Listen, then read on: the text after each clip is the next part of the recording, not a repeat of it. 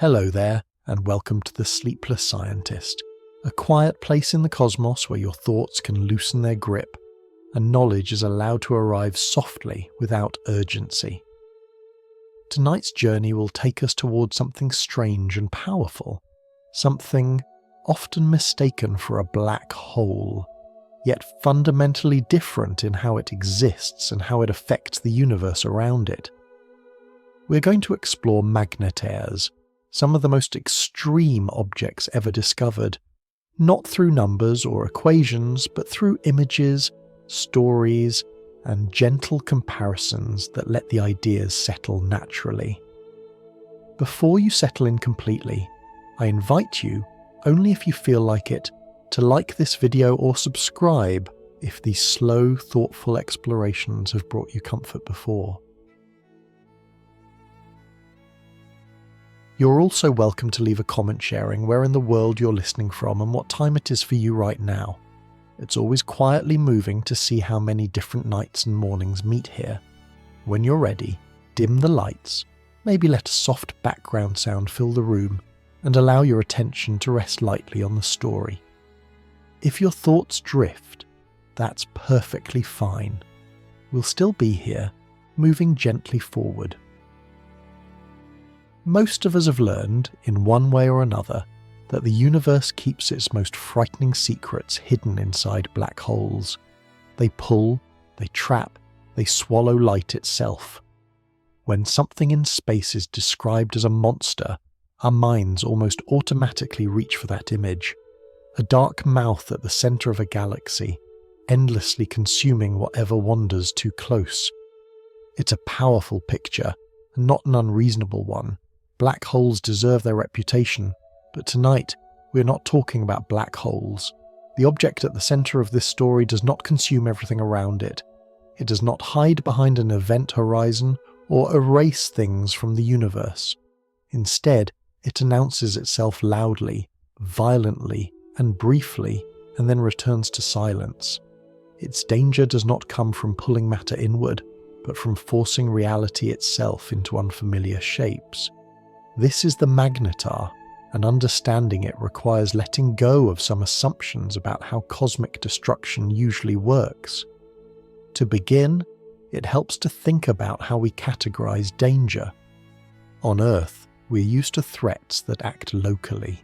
A fire burns what it touches. A storm damages what lies in its path. Even the most powerful natural disasters are limited by distance. Step far enough away and their influence fades. Black holes fit neatly into that mental framework. Get too close and they dominate you completely. Stay far enough away and they become distant curiosities, orbiting quietly at the centres of galaxies. Magnetars do not follow that pattern. A magnetar can sit alone in space, small by cosmic standards, not actively pulling anything in, not tearing stars apart through gravity alone, and still possess the ability to affect environments across staggering distances. Its influence travels outward, not inward, carried by invisible forces that do not respect the comforting idea that danger must always have a clear boundary. This is why magnetars are often misunderstood. They look at first glance like ordinary neutron stars. Neutron stars themselves are already strange enough. They are born when massive stars reach the end of their lives and collapse under their own weight, squeezing the core of a star down to something about the size of a city. Matter inside them is packed so tightly that familiar ideas like solidity and structure begin to lose meaning. A teaspoon of this material would outweigh mountains, not because it is heavy in the usual sense, but because gravity has pressed it into an almost unimaginable density. Most neutron stars, however, settle into a kind of quiet endurance. They spin, they emit radiation, and they cool slowly over time. Magnetars are different. They're neutron stars that were born with a particular combination of traits, a rapid spin, an internal structure just right, and conditions during collapse that allowed one force to grow far beyond all others. That force is magnetism. We tend to think of magnetic fields as gentle guides, a compass needle aligning itself with Earth's magnetic field, a refrigerator magnet holding up a note. Even powerful laboratory magnets still feel familiar, controllable. Magnetars take that familiarity and stretch it until it breaks. Their magnetic fields are so intense that they dominate everything nearby, including the very structure of matter. What makes this especially unsettling is that magnetars do not need to be close to you to matter. Their most dramatic effects come not from steady influence, but from sudden releases. Long periods of quiet tension build beneath their surfaces, and when that tension finally releases, the result is a flash of energy so powerful that it can briefly outshine entire regions of space. These outbursts do not pull objects toward the magnetar. They race outward, crossing vast distances at the speed of light. This is a different kind of cosmic threat. It is not a trap, but a shockwave. Not a prison, but a broadcast. Understanding magnetars requires a shift in perspective. Instead of imagining danger as something that waits patiently for you to approach, magnetars remind us that the universe is also capable of reaching outward, touching places that never intended to interact at all. They are not monsters because they hunt. They are monsters because they exist in a state so extreme that, on rare occasions, the universe around them cannot help but respond. There is something quietly humbling in that realization. Magnetars do not break rules out of malice or rebellion. They are not cosmic villains. They are simply the result of physics being pushed to its natural limits and then held there. They show us what happens when familiar forces, gravity, magnetism, and the structure of matter itself are allowed to operate without the gentle constraints that make life possible. As we ease deeper into this story, we will look more closely at how such objects are born, how their magnetic fields reshape reality, and how their rare moments of violence can ripple across space. For now, it's enough to sit with the idea that the universe contains dangers that do not announce themselves with darkness and gravity alone. Some arrive as brief flashes, crossing the quiet in an instant, reminding us that not all monsters swallow. Some simply shine, once, with overwhelming force, and then fall silent again. Long before a magnetar exists, long before its intense magnetism reshapes the space around it, there is a star living an ordinary life by cosmic standards. It shines, it balances, it holds itself together through a delicate truce between two forces that have been negotiating since the universe was young. Gravity pulls everything inward, while energy from nuclear reactions pushes outward. As long as those two forces remain in balance, the star endures, glowing steadily for millions of years. For very massive stars, this balance is a demanding one. These stars are born with many times the mass of our Sun, which means gravity presses on them with extraordinary insistence from the very beginning. To resist that inward pull, they must burn their fuel faster and hotter. Their lives, though long by human standards, are brief compared to smaller stars. They blaze intensely, consuming their nuclear fuel with little concern for conservation, as if unaware that their time is limited. Inside these stars a quiet sequence unfolds. Hydrogen fuses into helium, helium into heavier elements. Layer by layer, the star builds an onion-like structure in its core, each shell burning a different fuel. This process continues patiently, almost methodically, until it reaches a critical point. Iron begins to accumulate at the center, and iron, unlike the fuels before it, offers no energy reward. Fusing iron does not release energy, it absorbs it. At that moment, the negotiation ends. With no outward pressure left to counter gravity, the star can no longer support its own weight. What follows is often described as an explosion, but that word can be misleading. The true event is a collapse. Gravity suddenly takes full control, and the core of the star falls inward at a speed that defies intuition. In less than a second, matter that once spanned thousands of kilometers is crushed into a region no larger than a city. The outer layers of the star respond violently to this sudden change. They rebound, racing outward in what we observe as a supernova. Light floods space. Shockwaves tear through surrounding gas. For a brief time, the dying star can outshine an entire galaxy. But at the centre of this spectacle lies something much quieter and far stranger. A core that did not explode, but survived by becoming something entirely new. This is where neutron stars are born. In the heart of the collapse, CE pressures become so immense that familiar atomic structures cannot survive. Electrons are forced into protons, creating neutrons. Matter loses its identity as atoms and becomes a dense sea of particles pressed shoulder to shoulder by gravity. The result is a neutron star, an object with the mass of a star but the size of a city, held together not by chemistry, but by fundamental forces at the edge of what physics allows. Yet even at this stage, a magnetar is not guaranteed. Most neutron stars emerge from this process with strong magnetic fields and rapid rotation, but they eventually settle into relative stability. They spin, they emit radiation, and over long stretches of time they cool. A magnetar requires something more specific, something that happens in the chaos of collapse itself. As the massive star's core shrinks, it spins faster, much like an ice skater pulling in their arms. Magnetic fields present in the original star are dragged inward and compressed along with everything else. Under just the right conditions, these magnetic fields do not simply strengthen, they become trapped, amplified, and locked into the newborn neutron star. The result is a magnetic field so intense that it becomes the defining feature of the object's existence. What makes this moment especially striking is how narrow the path is.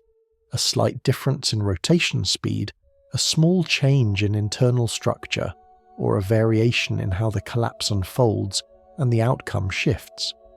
Instead of a magnetar, the universe gets an ordinary neutron star.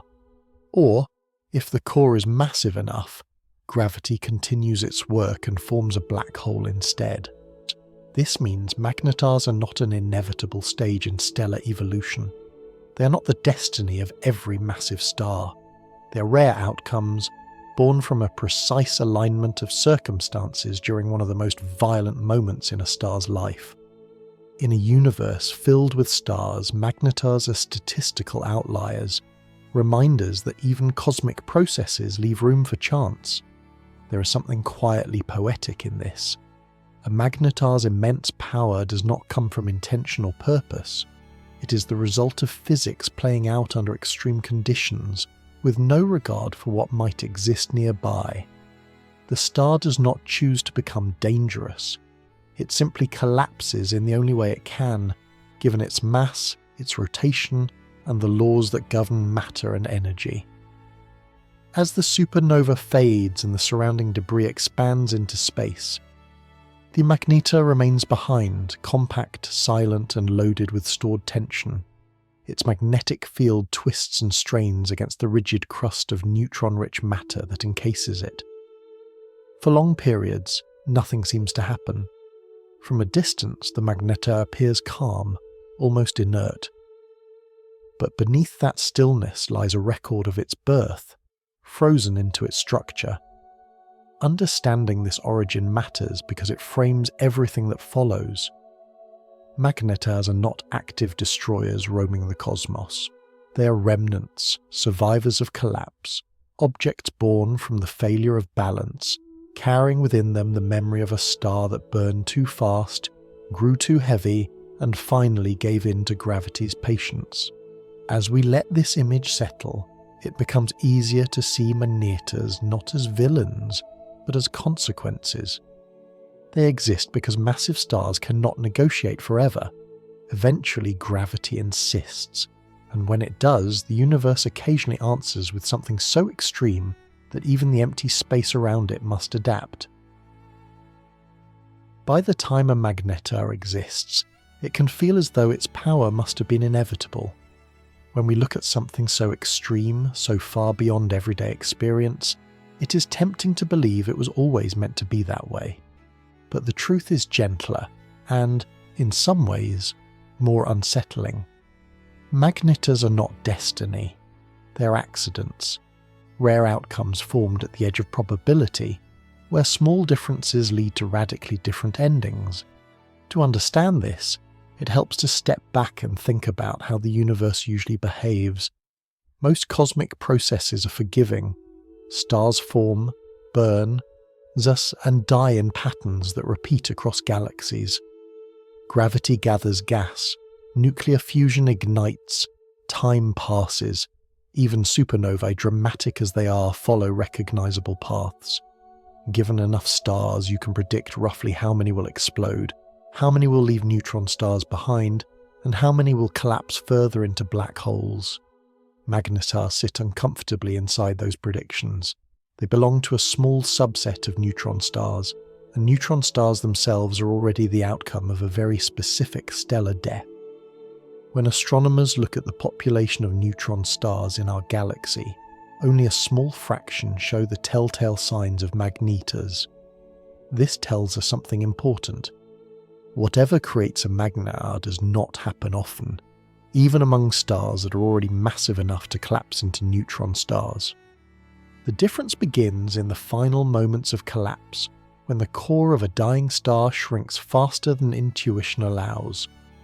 As the core contracts, it spins more rapidly, conserving angular momentum the way a spinning figure skater speeds up when pulling their arms inward. Nearly all neutron stars are born spinning quickly, but some spin faster than others. And in that brief window lasting only fractions of a second, rotation matters more than almost anything else. Magnetic fields already exist inside stars long before they die. They thread through hot plasma, guiding charged particles and shaping stellar activity. Normally, these fields are modest on cosmic scales, but during collapse, magnetic field lines are dragged inward and compressed along with the matter they permeate. If the core spins rapidly enough, these fields twist, amplify, and reinforce themselves. Under just the right circumstances, they become trapped in a feedback loop, growing stronger instead of dissipating. This is not guaranteed. In many collapses, the rotation is slightly slower. The internal structure is slightly different. The magnetic field does not align in quite the same way. In those cases, the newborn neutron star emerges with a strong but manageable magnetic field, impressive by human standards, but stable by cosmic ones. The universe quietly moves on. For a magnetar to form, several unlikely conditions must overlap. The star must be massive, but not too massive. Its core must rotate rapidly, but not break apart. The magnetic field must be organized enough to survive collapse, but flexible enough to be amplified rather than torn apart. Each requirement narrows the path. Each condition reduces the odds. This is why magnetars are best understood as statistical outliers. They are not the rule, they are the exception that proves how sensitive the universe can be to initial conditions. Change the spin rate slightly, and the result shifts.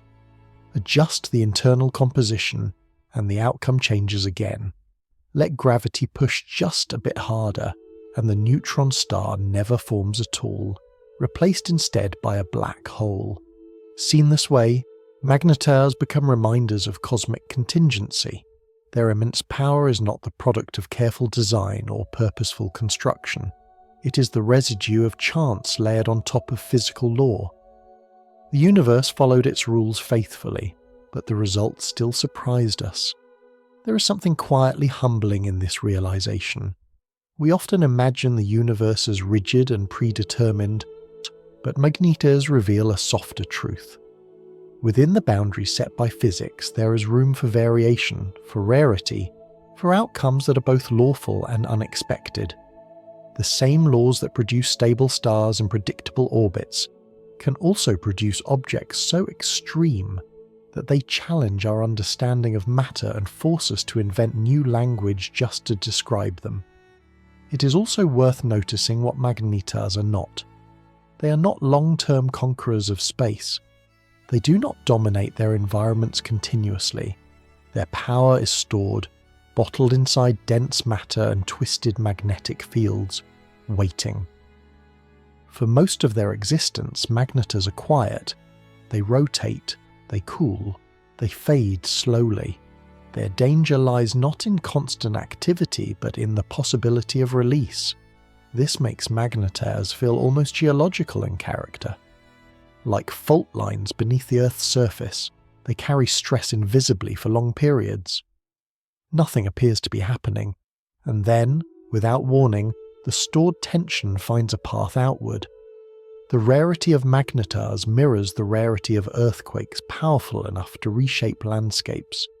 Both depend on precise conditions. Both are governed by slow accumulation and sudden release. Understanding magnetars as accidents rather than inevitabilities also changes how we think about risk. The universe is not filled with these objects. They are scattered, uncommon, and usually distant. Their existence does not imply constant threat. Instead, it reminds us that extreme events arise not from constant hostility, but from rare alignments of circumstance. As we continue deeper into this story, this idea will quietly return again and again. Magnetars are powerful, yes, but they're also fragile in their own way. Their defining feature, their immense magnetic field, is a consequence of a moment that cannot be repeated. Once formed, it slowly decays. Time, even for magnetars, still wins. For now, it is enough to hold on to this perspective. The universe did not need magnetars. It did not plan for them. They exist because, once in a while, the collapse of a massive star happens in just the right way. And when it does, the result is not destiny fulfilled, but chance crystallized into matter. When we hear that a magnetar is incredibly dense, the words often arrive without meaning. Dense is something we associate with heavy traffic, thick fog, or a crowded room. But the density of a magnetar lives so far beyond everyday experience that the word itself almost fails. To understand it, we have to let go of numbers and imagine compression in a more intimate way. Picture a star much larger than our sun. For millions of years, its mass spread across a vast volume, held up by the steady outward pressure of nuclear fire.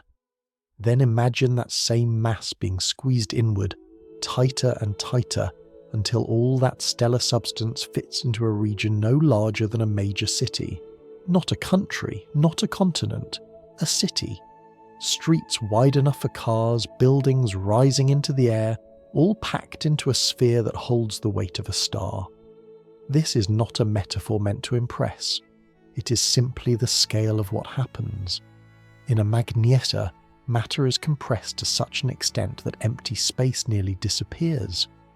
Atoms, which are mostly space under normal conditions, no longer resemble their familiar structure. The distances between particles collapse. Electrons are forced into protons. Neutrons press against one another in a way that defies intuition. What remains is not solid in the sense we understand, and not liquid either. It is matter stripped down to its most basic resistance against gravity. This resistance comes from a quantum rule rather than a physical structure. Neutrons, like all fundamental particles, refuse to occupy the same exact state. When gravity tries to squeeze them further, this refusal pushes back. It is not a force you can feel or see, but it is strong enough to hold up a star's worth of mass against collapse. This delicate balance is what allows a magnetar to exist at all, yet perched just above the threshold where gravity would win completely.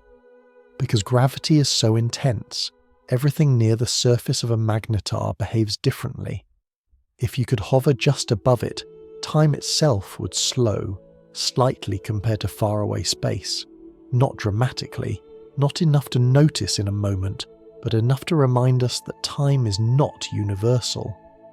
It flows differently in the presence of extreme mass. Light leaving the surface loses energy as it climbs away, stretched gently but persistently by gravity's grip. Even standing still becomes a strange concept. The surface gravity of a magnetar is so strong that the idea of standing loses its meaning.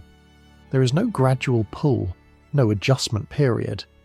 Gravity would pin anything instantly, flattening it into the surface without ceremony. Not violently, but absolutely.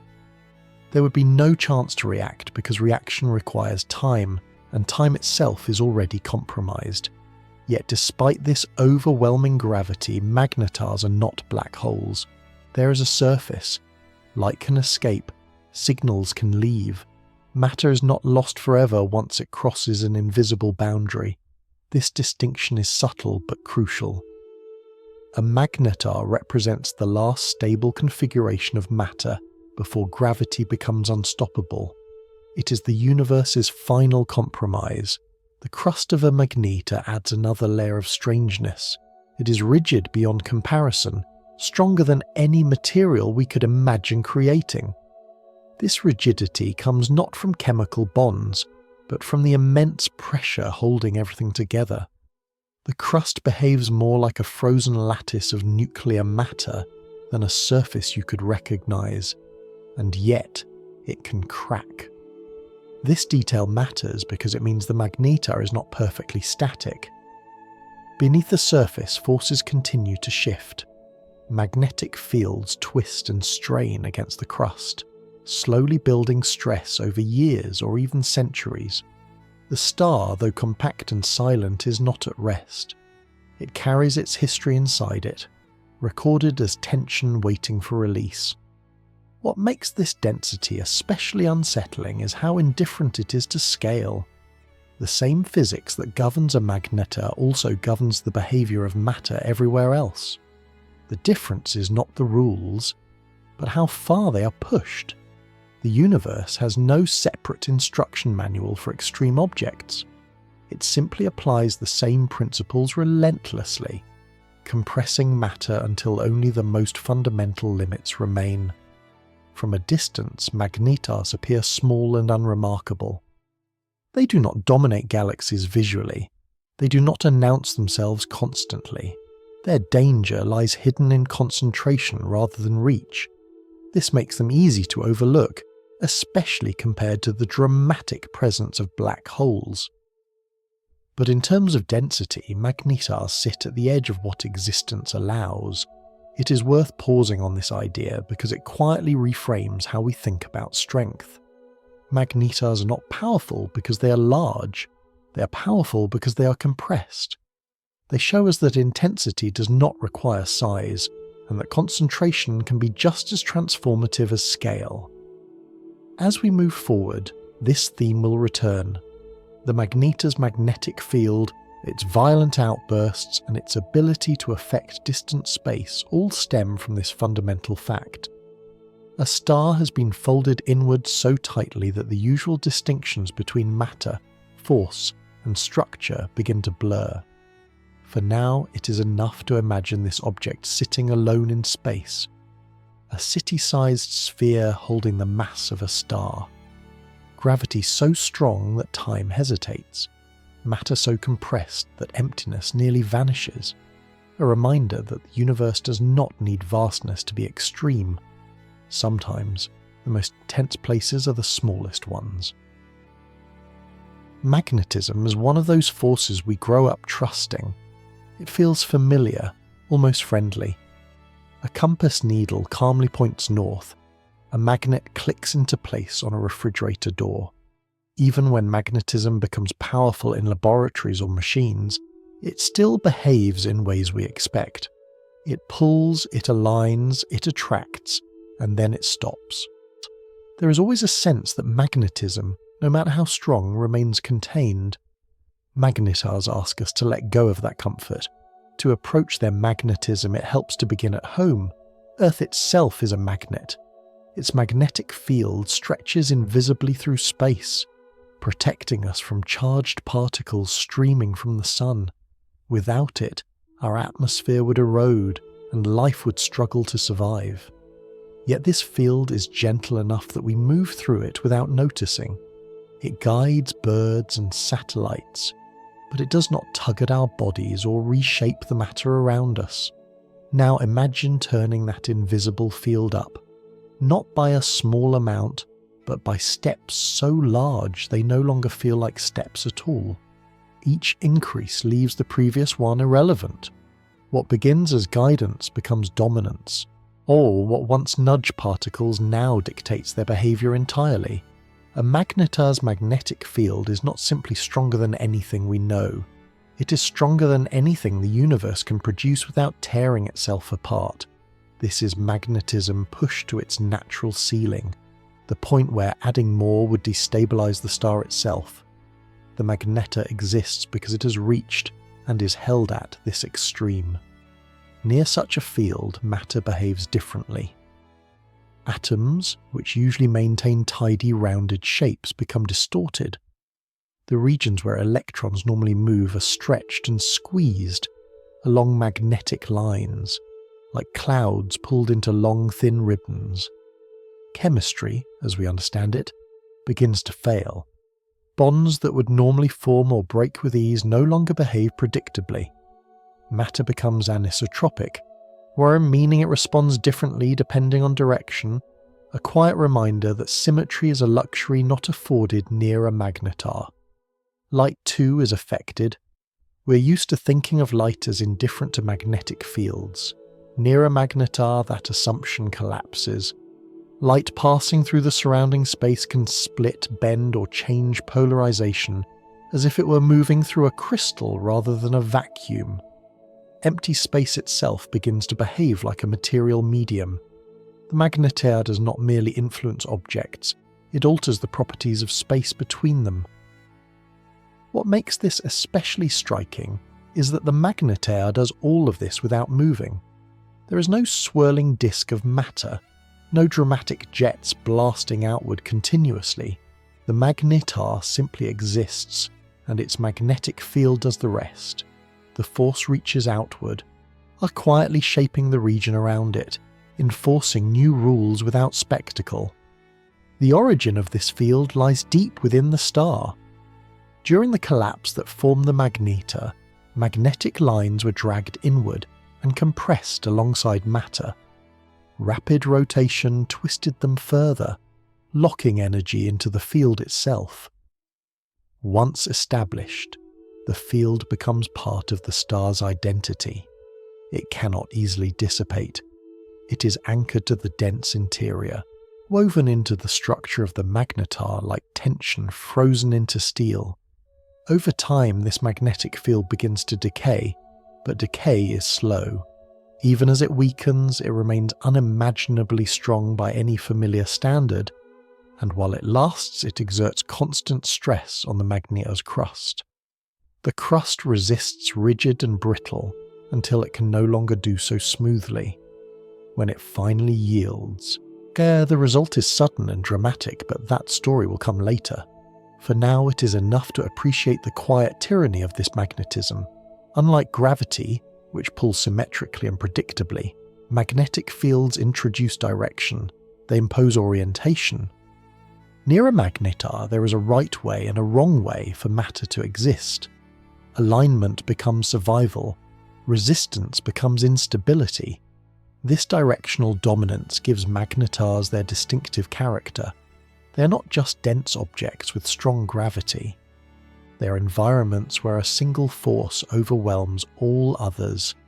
Gravity, pressure, and even the structure of particles themselves must negotiate with magnetism at every moment.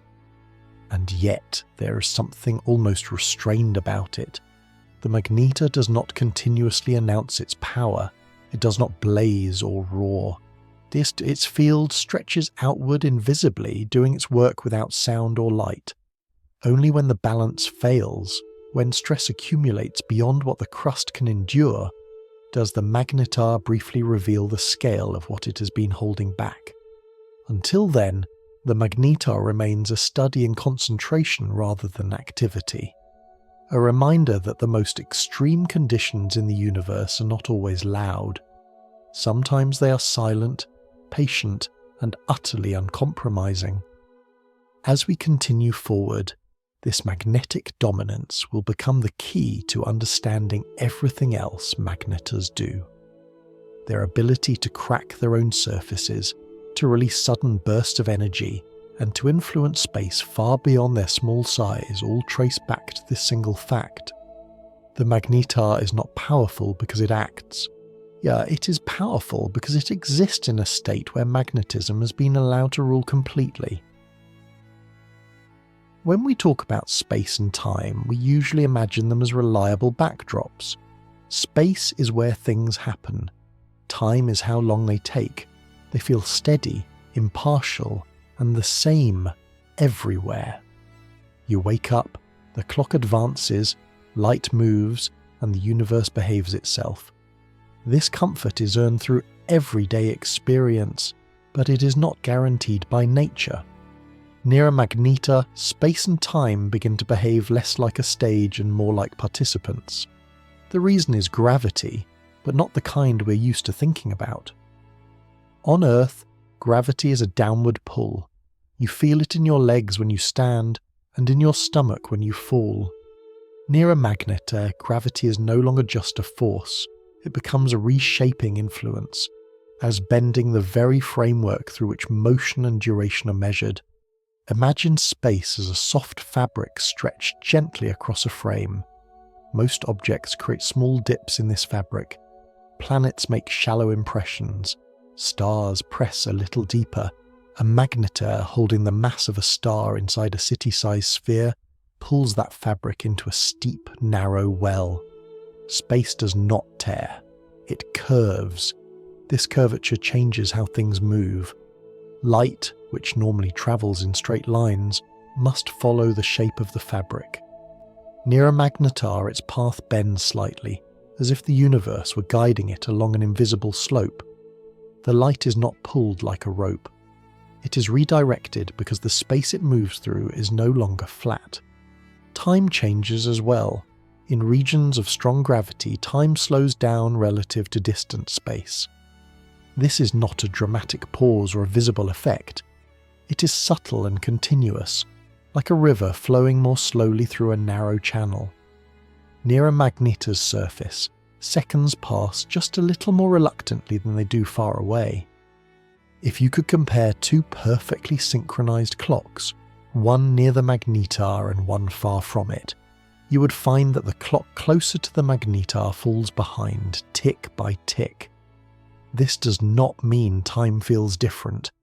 If you were there, your thoughts would unfold normally. Your sense of duration would remain intact, but to an outside observer, you would be moving more slowly through time's current. This quiet discrepancy reminds us that time is not universal. It belongs, in part, to place. Light feels this difference as well. As light climbs away from the magnetar's gravity, it loses energy, thus stretched gently by the effort of escape. Its colour shifts slightly, not because anything happens to the light itself, but because gravity has changed the terms of its journey. What arrives far away carries the signature of where it came from, encoded in its subtle loss of energy. These effects are not unique to magnetars. They occur near all massive objects, but magnetars push them into a realm where they are no longer theoretical curiosities. Here, the distortions become measurable, meaningful and unavoidable. Space is curved enough to redirect paths. Time is slowed enough to matter. Light is altered enough to tell a story. And yet, despite these distortions, magnetars remain accessible to the universe. Signals escape. Radiation travels outward. Space is bent, but not closed. Time is slowed, but not stopped. This is an important distinction because it places magnetars on a boundary. They are extreme but not absolute. They show us how far reality can be stretched without breaking. There is a strange calmness to this boundary. Nothing snaps. Nothing collapses suddenly into silence. Instead, everything becomes slightly unfamiliar. Directions lose their simplicity. Duration becomes local. Motion takes on a gentle curvature. The universe does not shout its strangeness here. It whispers it. This whisper has consequences. For particles near the magnetar, trajectories shift. Paths that would normally miss the surface curve inward instead. Energies change subtly as objects move through regions of different gravitational depth. Over time, these small adjustments shape the environment around the magnetar, influencing how matter settles and how radiation escapes. What is most striking is how natural all of this is. No special rules are invoked, no exceptions are made. The same principles that allow satellites to orbit Earth and clocks to drift slightly at high altitude are simply applied more intensely. The magnetar does not invent new physics. It reveals the deeper texture of the physics we already live within. In everyday life, space feels like an empty container and time feels like a steady flow. Near a magnetar, space becomes an active landscape, and time becomes a variable current. Neither disappears, they simply stop pretending to be uniform. As we move further into this story, these distortions will become more than curiosities. They will help explain how energy is stored, how sudden releases occur, and how signals from magnetars manage to cross vast distances. For now, it is enough to let the discomfort settle gently. The universe is not obligated to make sense in the ways we prefer. It allows us comfort most of the time, and then, in rare places, quietly reminds us that comfort is a local condition. Near a magnetar, space bends, time hesitates, and light tells tales of where it has been. And through it all, the magnetar remains still, holding the fabric of reality in a shape that feels almost, but not quite, familiar. Atoms are among the most familiar strangers in our lives. We learn about them early, often through simple diagrams, a tiny nucleus at the centre, electrons drifting around it like planets around a sun. Even if we know this picture is only an approximation, it gives us comfort. It suggests order, balance, predictability. Atoms feel like dependable building blocks, repeating themselves faithfully to create everything from air to oceans to the cells in your body. Near a magnetar, that comfort begins to dissolve. To understand why, it helps to remember how atoms normally behave. An atom is mostly empty space. The nucleus is incredibly small compared to the region in which electrons move. Those electrons do not travel in neat paths, but they occupy zones of probability, soft clouds that describe where they are likely to be found. Chemistry depends on these clouds overlapping, sharing, and rearranging themselves in stable patterns. This is what allows molecules to form and matter to take on familiar shapes. Magnetars interfere with this process at a fundamental level. The magnetic field surrounding a magnetar is so strong that it reaches deep into the atom itself. It does not merely influence charged particles from afar, it grips them. It stretches the electron clouds into elongated forms, pulling them tight along magnetic lines. Instead of soft, rounded regions, electrons are confined into narrow, rigid shapes, more like strands than clouds. In this environment, the idea of an atom as a balanced, symmetrical object no longer applies. Chemistry depends on flexibility. Bonds form because electrons can shift, adjust, and share space. Near a magnetar, that freedom is lost. Bonds that would normally form easily may not form at all. Others might become unnaturally strong, or behave in unfamiliar ways. Matter still exists, but it does not behave like matter anywhere else. Yet this does not mean atoms break apart completely. They remain atoms in a technical sense. but their behaviour becomes so altered that familiar chemical rules no longer predict what will happen. Substances that would normally conduct electricity might become insulators. Materials that should be soft might behave rigidly. Direction suddenly matters. Matter becomes anisotropic, responding differently depending on how it is oriented relative to the magnetic field. Imagine wood grain, but at an atomic scale. In such conditions, the distinction between physics and chemistry blurs. Forces we usually think of as background influences step forward and take control. Magnetism becomes more important than temperature, pressure, or even electrical attraction. It tells particles where they are allowed to be, how they may move, and which configurations are stable. Even the concept of solidity becomes uncertain. Solids, as we experience them, rely on predictable arrangements of atoms and electrons. Near a magnetar, those arrangements are distorted from the outset. What appears solid may fracture unpredictably. What seems rigid may behave like a strained lattice, held together by force rather than structure. This strange behaviour extends beyond matter itself and into the space between particles. Normally, we think of empty space as passive, a neutral background. Near a magnetar, even this assumption fails. The magnetic field is strong enough to alter how empty space responds to light and energy. Space becomes an active participant, influencing how waves travel through it. But staying with atoms for a moment, it is worth reflecting on how unfamiliar this is. Yet atoms are the foundation of everything we touch. Our bodies, our homes, the air around us, all rely on atomic behaviour that is remarkably consistent across environments. Magnetars remind us that this consistency is conditional. It depends on forces remaining within certain bounds. When those bounds are crossed, matter does not disappear, it transforms. There is something almost tender in this transformation. The magnetar does not destroy atoms outright. It reshapes them, presses them into new forms, and demands new rules. The universe does not need to break matter to make it strange. It only needs to push it hard enough. This realization has broader implications. It tells us that the chemistry we depend on, the reactions that sustain life, and the materials we take for granted are not guaranteed everywhere. They exist because our corner of the universe is gentle enough to allow them. Magnetars occupy regions where gentleness is absent, replaced by forces that tolerate no compromise, and yet, even here, order persists. New kinds of structure emerge. Matter finds ways to exist under extreme constraint. The universe does not collapse into chaos. It reorganizes. As we continue onward, this idea will deepen.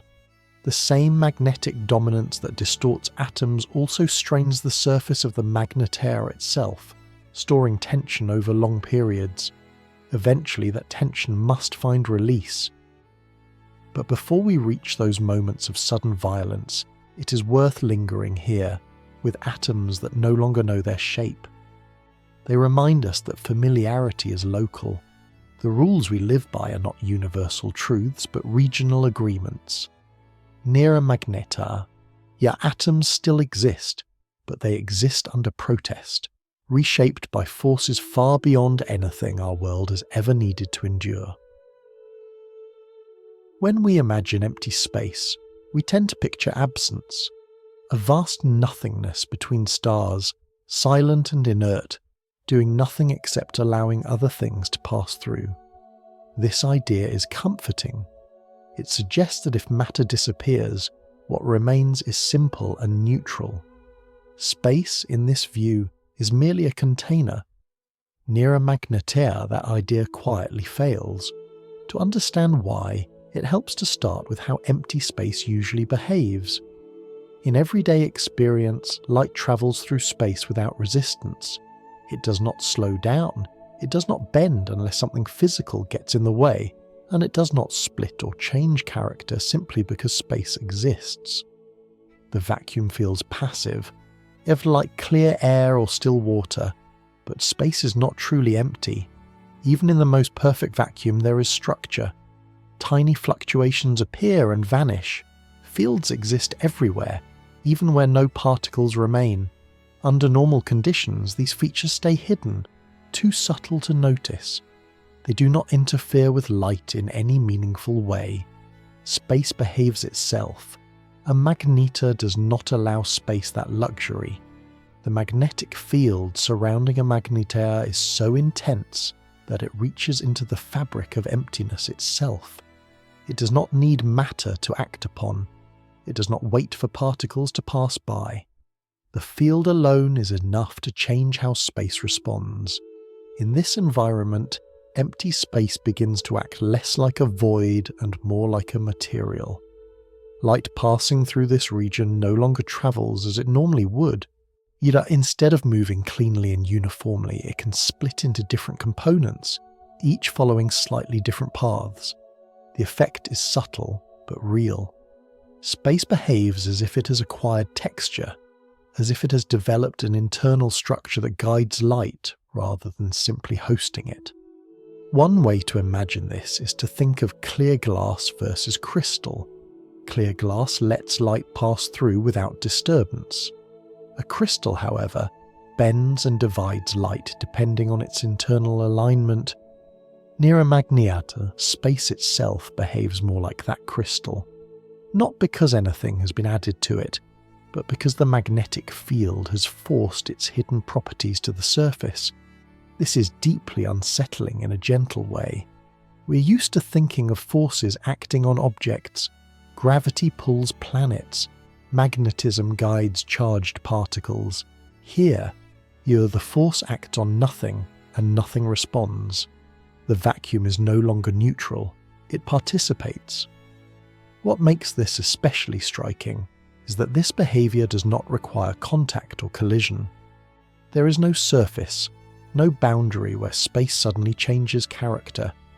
The transformation is gradual, spreading outward from the magnetar, fading slowly with distance. Close in, space is tense and structured. Farther away, it relaxes, returning to its familiar passivity. This gradual shift means there is no clear line where ordinary physics ends and extreme physics begins. Instead, there is a continuum.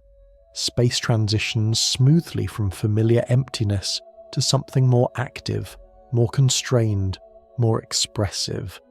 For light, this has profound consequences. Light carries information. It tells us about distant stars, ancient events, and the structure of the universe. When space itself alters how light travels, it becomes part of the message. The light arriving from near a magnetar carries subtle clues about the conditions it passed through, encoded in its behavior. Astronomers can, in principle, read these clues. By studying how light is polarized, bent, or altered, they can infer the presence of magnetic fields so strong that no laboratory could ever recreate them. The magnetar turns space into a measuring device, one that responds directly to its most extreme feature. But stepping back from observation, there is a deeper implication here.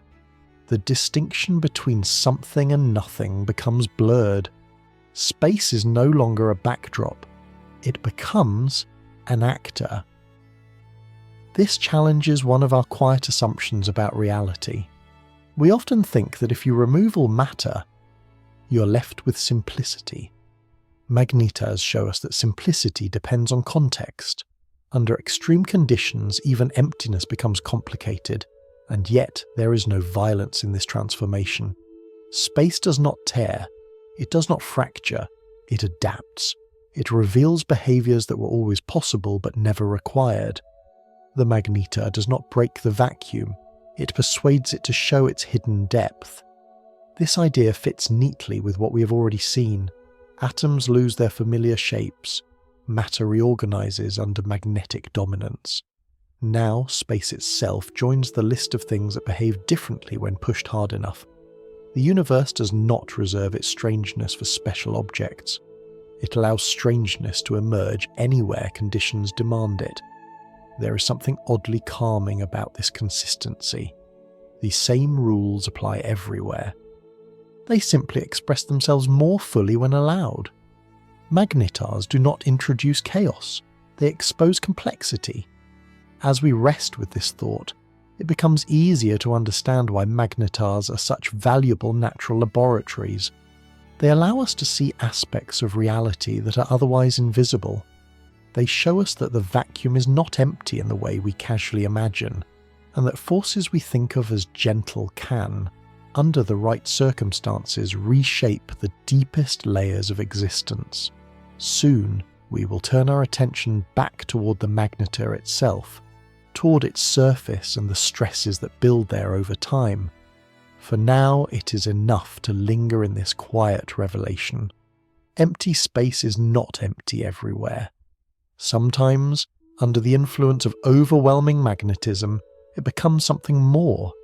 Not louder, not brighter, just more present.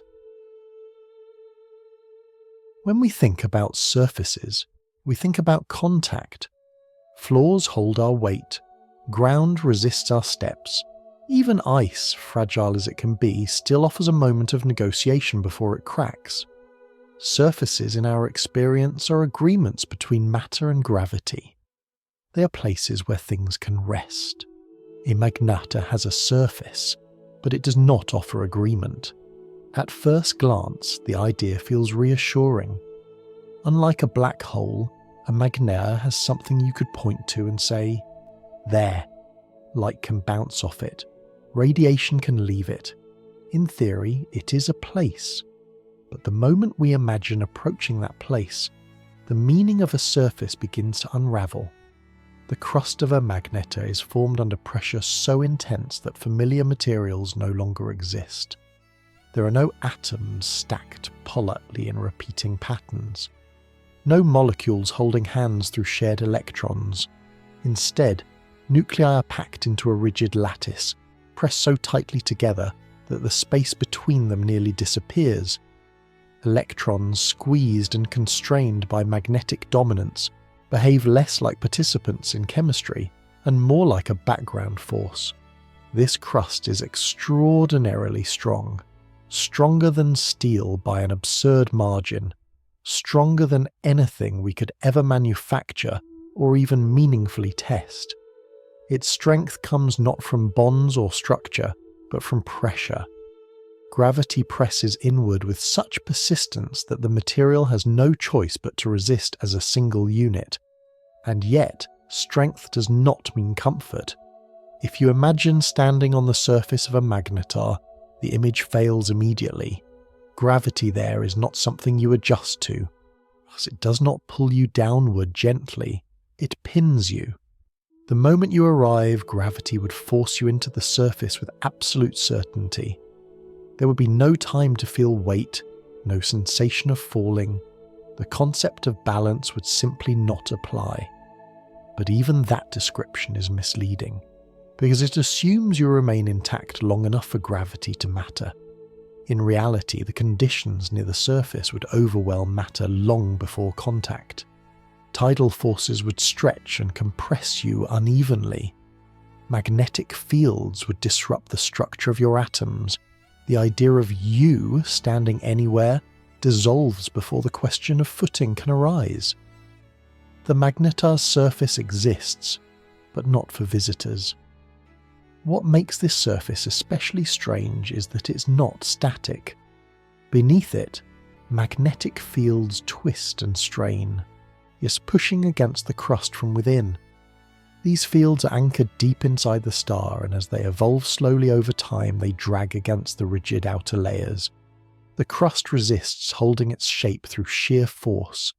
This resistance creates stress. Imagine a frozen lake in winter. The ice looks solid and calm, but beneath it, water shifts and expands. Pressure builds quietly. Cracks appear suddenly, without warning, releasing tension in sharp lines that race across the surface. The magnetar's crust behaves in a similar way, though on a scale and under conditions far beyond anything on Earth. For long periods, nothing happens. The magnetar appears still. From far away it might seem inert, simply another compact object drifting through space. But inside, magnetic stress accumulates relentlessly. The crust bends microscopically, these storing energy like a compressed spring. Eventually, the crust can no longer accommodate the strain smoothly. When it fails, it does not crumble gradually, it fractures. The event is called a starquake, though the name barely hints at what is involved. The surface shifts abruptly, rearranging itself in response to internal forces that have waited patiently for release. In that moment, energy that has been stored for years or centuries escapes all at once. We will explore those releases in more detail soon. For now, what matters is the realization that the surface of a magnetar is not a passive boundary. It is an active participant in the star's life, a place where tension accumulates and is eventually resolved through sudden change. This makes the idea of solidity feel fragile. On Earth, we trust surfaces because the forces acting on them are modest. Gravity is gentle, materials are forgiving. On a magnetar, solidity is a temporary arrangement, maintained only as long as opposing forces remain in balance. When that balance shifts, even the strongest known crust must adapt or break. There is something quietly philosophical in this. The magnetar's surface reminds us that strength does not guarantee permanence. Even the most rigid structures exist under negotiation. They hold until they cannot, and then they change. And yet, despite this instability, the surface reforms. After a starquake, the crust settles into a new configuration, still strong, still resisting gravity and magnetic stress. The magnetar does not tear itself apart, it adjusts. This cycle of tension and release can repeat many times over the magnetar's life. Each event leaves a subtle imprint, reshaping the surface and altering how energy is stored within. Over long stretches of time, the magnetar evolves not through gradual erosion, but through rare moments of dramatic rearrangement. As we move forward, these moments will become central to the story. The cracking of the crust is the gateway through which magnetars briefly reveal their hidden power. But before that power escapes, it is held quietly beneath a surface that exists only because pressure demands it. So when we say a magnetar has a surface, we should say it carefully. It is not a place of rest. It is not a boundary meant to be touched. It is a compromise between gravity and resistance, maintained under conditions that push matter to its limits. A surface you could never stand on, not because it is weak, but because it is too strong, too compressed, too absolute to allow the familiar idea of standing to survive. For long stretches of time, a magnetar appears calm. It rotates, it cools, it drifts through space without spectacle. From a distance, there is no obvious sign of turmoil. This quiet is not emptiness, it is restraint. Beneath the surface, forces are waiting. The magnetic field that defines a magnetar is not static. It evolves slowly, twisting and shifting within the star's dense interior. These magnetic lines are anchored deep inside, and as they change, they tug relentlessly at the rigid crust above them. The crust resists, not because it is flexible, but because it is strong. It bends only in the smallest possible ways, storing energy rather than releasing it. This process is slow, painfully slow, say by human standards. Years pass, decades, even centuries. The magnetar accumulates stress the way a frozen landscape accumulates tension beneath winter ice. Nothing obvious happens, and yet everything is preparing. The key to understanding a starquake is realizing that the crust of a magnetar cannot flow. In ordinary stars, pressure and heat allow matter to move and adjust gradually. In a magnetar, the crust is locked in place by pressure so intense that movement becomes impossible. When internal magnetic forces push against it, The crust cannot yield smoothly. It can only endure until it cannot. At some point, the stress reaches a threshold. The crust has been stretched, twisted, and strained beyond what even its extraordinary strength can tolerate. When failure comes, it does not come gently. The crust fractures abruptly, rearranging itself in a sudden shift. This is a starquake. The name invites comparison to earthquakes, and the comparison is useful, but incomplete. Earthquakes release stress built up by the slow motion of tectonic plates. They propagate through rock and soil, shaking the surface we live on. Starquakes, by contrast, occur in matter compressed to extremes far beyond earthly experience. The energy involved is immense, and the medium through which it travels is unlike any rock or metal we know. When the crust cracks, magnetic field lines snap and reconfigure. Energy that has been stored patiently for years is released in a fraction of a second. The magnetar does not explode. It does not tear itself apart, it simply lets go. The release is violent but brief. What escapes the magnetar in that moment is not matter, but energy. And powerful radiation surges outward, racing through space at the speed of a light. The magnetar announces itself across vast distances, not with sustained brightness, but with a sudden, overwhelming flash. Then, just as quickly, the outburst ends. Afterward, the magnetar returns to silence. This pattern is one of the most unsettling aspects of magnetars. They do not warn. There is no gradual build-up visible from afar, no increasing glow, no steady escalation. The stress builds invisibly, locked beneath a surface that appears unchanged, until it is suddenly released. From a human perspective, this feels unfair. We are creatures who rely on gradual change, on warning signs, on patterns that allow us to prepare. Magnetars do not offer that courtesy.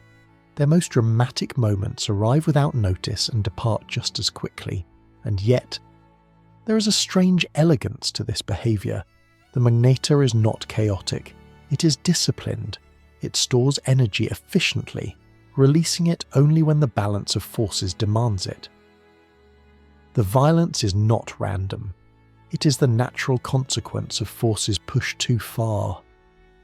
The aftermath of a starquake is subtle. The crust settles into a new configuration. Magnetic fields relax slightly, though they remain overwhelmingly strong. The magnetar continues its slow rotation, carrying the memory of the event in altered internal structures that we cannot see directly. Over time, this cycle can repeat. Stress builds again. The crust resists again. Another fracture may occur. Each event reshapes the magnetar incrementally, changing how energy is stored and released in the future. The magnetar evolves not through steady transformation, but through rare moments of sudden change. This way of evolving feels familiar in a distant way. Mountains rise through earthquakes. Landscapes change through floods and fires. On a magnetar, evolution happens through starquakes, moments when long-standing tension finally finds release. What makes this especially important is what follows a starquake. The cracking of the crust is not the end of the story. It is the trigger. The rearrangement of magnetic fields opens pathways for energy to escape more freely, setting the stage for some of the most powerful bursts observed in the universe. We will soon explore those bursts in detail. For now, it is enough to sit with the image of a star holding itself together through sheer resistance, quietly accumulating stress beneath a surface that looks calm and unchanging. A star that doesn't leak its power gradually, but saves it for moments when restraint is no longer possible. In that sense, a magnetar behaves less like a fire and more like a fault line. Most of the time, it is silent, and then, in a single instant, it reminds the universe of everything it has been holding back. When a magnetar releases energy, it does not do so halfway. The transition from silence to brilliance is abrupt. almost startling in its speed. One moment, the Magnetar is simply another compact object rotating in the dark. The next, it becomes one of the brightest sources of energy in the galaxy, if only for an instant. These events are known as giant flares, and they represent the most dramatic expression of everything a magnetar has been holding inside. The trigger is the starquake we explored earlier. When the crust fractures, magnetic field lines that were previously twisted and trapped suddenly snap into new configurations. This rearrangement frees energy that has been stored not as heat or motion, but as tension in the magnetic field itself. Think of a tightly wound spring that has been locked in place for centuries. When the lock fails, the release is immediate. The energy does not emerge as a gentle glow. It bursts outward as intense radiation, dominated by high-energy light that our eyes could never see. In that first fraction of a second, the magnetar can briefly outshine almost everything else in its galaxy combined. Not because it has become larger, but because it has become momentarily unrestrained. What makes this so unsettling is the timescale. The brightest phase of a giant flare may last only a fraction of a second. In that fleeting moment, more energy can be released than our sun produces over many thousands of years. Then, almost as quickly, the intensity collapses, fading into a quieter afterglow that lingers for minutes or hours before disappearing entirely. The universe barely has time to notice. From far away, astronomers detect these flares as sudden spikes of radiation, sharp and unmistakable against the steady background of cosmic noise. Instruments saturate, detectors strain. For a brief moment, the magnetar dominates the sky in high-energy light, announcing its presence across vast distances. Yet despite their violence, giant flare are not explosions in the usual sense. The magnetar does not blow itself apart. Matter is not flung outward in massive quantities. The star remains intact. What escapes is energy, either released through space rather than carried by debris. The magnetar survives its own outburst, settling back into relative calm once the magnetic field finds a new balance. This survival is important. It means magnetars can flare more than once. Over their lifetimes, they may produce multiple giant flares, each separated by long periods of quiet. The star is not spent by a single outburst, it is reshaped by it. For anything nearby, however, the experience would be catastrophic. Close to the magnetar, the radiation would be intense enough to strip atoms apart instantly, erasing complex matter without hesitation. Farther away, the effects weaken, but they do not vanish. Even at great distances, a sufficiently powerful flare can alter the environment, ionizing gas and affecting magnetic fields across regions of space that would otherwise remain undisturbed. This raises a sobering thought. If a giant magnetar flare were to occur close enough to Earth, it could have noticeable consequences. Not because magnetars are actively hostile, but because their rare moments of release are simply too energetic to ignore. The universe does not need intention to be dangerous. Scale alone is enough. Fortunately, magnetars are rare, and distances are vast. The odds are overwhelmingly in our favour. Still, the existence of such events reminds us that safety in the cosmos is statistical rather than absolute. Life persists not because the universe is gentle everywhere, but because extreme places are usually far away. There is another layer to these flares that makes them especially intriguing. Yes, sir, the radiation they release does not travel alone. It interacts with surrounding magnetic fields and particles, creating complex patterns of emission that change over time. The initial flash is followed by ripples, echoes of the star's internal rearrangement playing out across space. To astronomers, these patterns are invaluable. They carry information about the magnetar's magnetic structure, its rotation, and the nature of the forces at work beneath its surface. Each flare becomes a message, briefly illuminating conditions that would otherwise remain hidden forever. In a quiet way, This is the Magnetars' contribution to understanding. It does not explain itself continuously. It offers rare, intense glimpses and then withdraws. To learn from it, we must be patient, attentive, and ready when the moment arrives. From a broader perspective, our giant flares challenge our sense of proportion. We're used to associating brightness with size and longevity. Stars shine steadily for billions of years. Galaxies glow through countless suns. Magnetars disrupt this intuition. They show us that brightness can be brief, and that duration is not a measure of importance. A fraction of a second can matter. As we move forward, these flares will become part of a larger story. They connect magnetars to mysterious signals observed across the universe, fleeting bursts that appear and vanish before we can fully grasp them. But before we follow those threads, it is worth sitting with this image. A star the size of a city, silent for centuries, suddenly releasing more energy than 1,000 suns could manage over ages, then just as suddenly returning to stillness, not destroyed, not exhausted, simply changed. It is a reminder that the universe does not always express its power gradually. Sometimes it waits, and when it speaks, it does so in a single, blinding sentence. Every so often, the universe clears its throat. Without warning, a pulse of radio energy flashes across space, lasting no longer than the blink of an eye. It appears suddenly, overwhelms detectors, and vanishes before there is time to ask questions. These events are called fast radio bursts, and for years they were among the most puzzling signals astronomers had ever encountered.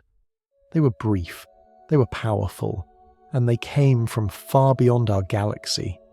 At first, these bursts seemed almost mischievous. Instruments would record them by accident. Follow-up observations would find nothing. No lingering glow, no obvious source. Yeah, the universe appeared to be sending messages written in disappearing ink. As more of these bursts were detected, patterns began to emerge. Some repeated, others did not. Some seemed to originate in distant galaxies, billions of light years away.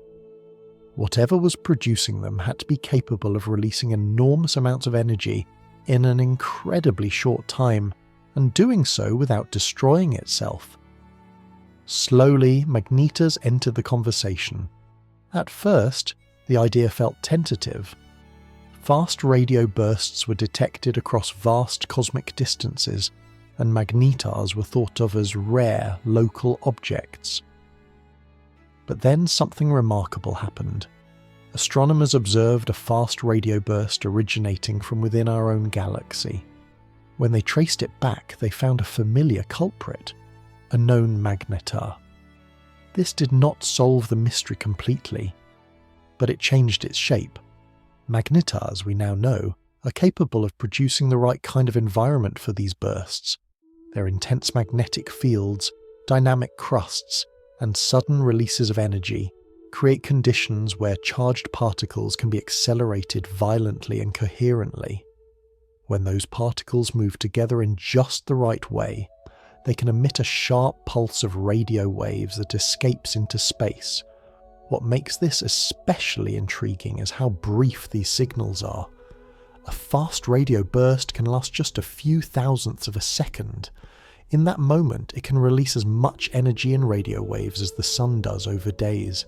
Then it is gone, leaving no obvious trace behind. This brevity is not a flaw, it is a feature. Magnetars excel at storing energy quietly and releasing it suddenly. Starquakes rearrange magnetic fields. Magnetic reconnections accelerate particles. The entire process can unfold faster than any gradual emission would allow. The magnetar does not need to shine continuously. It only needs to speak once. From our perspective, far away and listening with sensitive instruments, that single moment becomes a cosmic whisper amplified across space. There is something fitting about this. Magnetars are not steady beacons. They are intermittent voices. They exist mostly in silence, punctuated by rare moments of intense expression. Fast radio bursts mirror this personality. They do not linger. They do not explain themselves.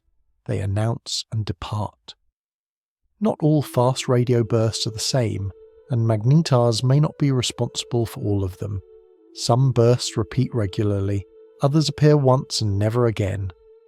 Some come from environments rich in star formation. Others emerge from quieter regions. The universe, as always, resists simple classification. But magnetars have earned their place as serious contenders, not because they explain everything, but because they naturally explain something that once seemed impossible. They show how a compact object can produce signals that are both incredibly powerful and incredibly brief. There is also a deeper implication here. Radio waves are gentle compared to the high-energy radiation of giant flares. They travel easily through gas and dust. They carry information over enormous distances with relatively little loss. This makes fast radio bursts valuable, not just as curiosities, but as probes. As these bursts pass through space, they interact with the material along their path. Their signals are stretched, delayed, and scattered in subtle ways.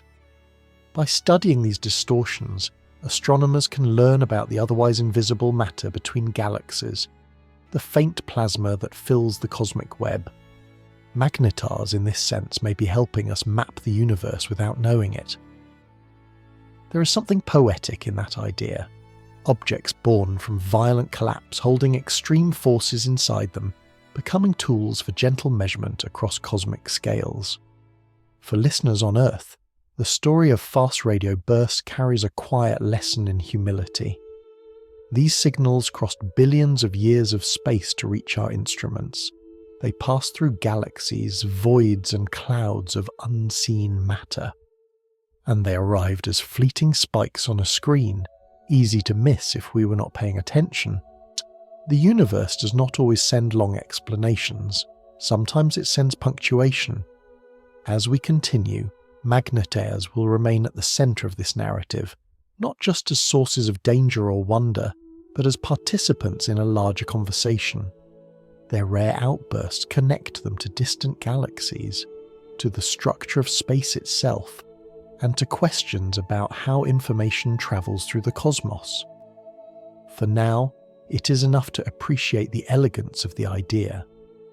A star-sized mass compressed into a city-sized object, storing energy for centuries, and then releasing a whisper so sharp and brief that it crosses the galaxy in a blink. The universe speaks softly, but it speaks far. From the safety of Earth, the universe often feels distant and decorative. Stars decorate the night sky, and galaxies appear as soft smudges in photographs. Even the most violent cosmic events usually arrive to us as faint signals, stripped of danger by unimaginable distances. It is easy, from here, to believe that the universe is mostly indifferent, and therefore mostly harmless. Magnetars complicate that comfort. They do not seek, they do not aim, they do not hunt for life. And yet, under the wrong circumstances, they could cause real harm across interstellar distances. Not through malice, but through scale. Not because they are aggressive, but because physics does not negotiate. To understand this, it helps to think again about a giant magnetar flare. For a fraction of a second, a magnetar can release an immense amount of energy in high-energy radiation. This radiation spreads outward in all directions, thinning as it travels, like ripples expanding across a pond. Most of the time, those ripples fade long before they encounter anything delicate. But if something fragile happens to be close enough, the story changes. Life, as we know it, depends on chemistry that is easily disrupted. Complex molecules rely on precise arrangements of atoms. Biological systems depend on stability, repetition, and gentle conditions sustained over long periods. High-energy radiation does not respect any of this. It tears molecules apart, strips electrons away, and breaks chemical bonds without hesitation. If Earth were close enough to a powerful magnetar flare, the effects could be serious. The radiation could damage the upper atmosphere, altering its chemistry. Protective layers could be thinned or disrupted. At the surface, increased radiation exposure could harm living organisms, especially those not shielded by water, soil, or rock. It is important to pause here and say this clearly. There is no known magnetar close enough to Earth to pose an immediate threat. The cosmos is vast, and magnetars are rare. The odds are overwhelmingly in our favour. This is not a warning. It is a perspective. Magnetars remind us that safety is not guaranteed by kindness, but by distance. This idea can feel unsettling, but it is also oddly clarifying. The universe does not single out life for protection or destruction. It simply unfolds according to physical law.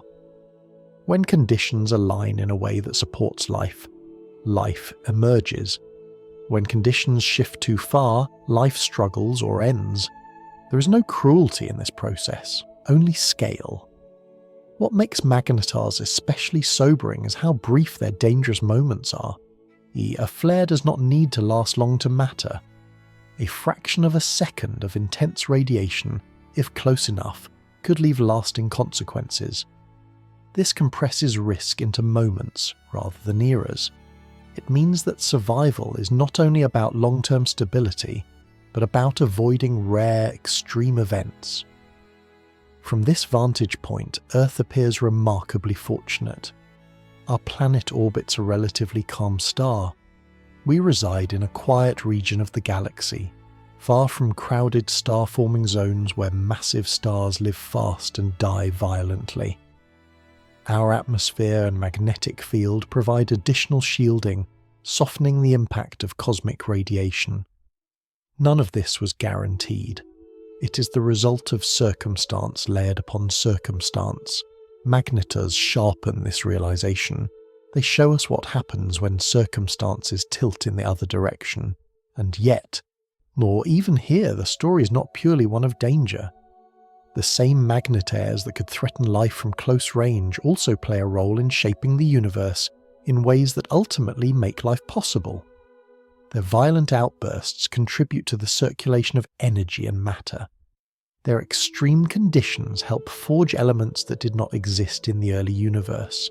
In this way, magnetars embody a paradox that runs through all of cosmic history. The processes that make the universe hostile are often the same ones that make it fertile. Violence and creation are not opposites here.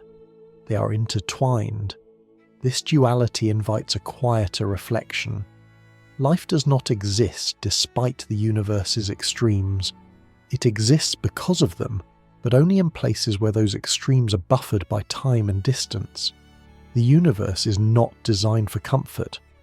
Comfort emerges locally, temporarily, in regions lucky enough to remain undisturbed for long enough. Seen from far away, Earth is one such region, a thin layer of habitability floating in a vast dynamic system. Magnetars do not threaten this perspective. They deepen it. They remind us that survival is not about dominance or resilience alone. It is about location, timing, and the absence of rare catastrophes. It is about being far enough away, for long enough, that chemistry can become biology, and biology can become thought. As we drift forward in this story, we will begin to explore the creative side of magnetars more directly. How their extremes help build the elements that life depends on. How destruction at one scale becomes construction at another. For now, it is enough to sit with the humility this session offers. Life is fragile, not because it is weak, but because the universe is vast.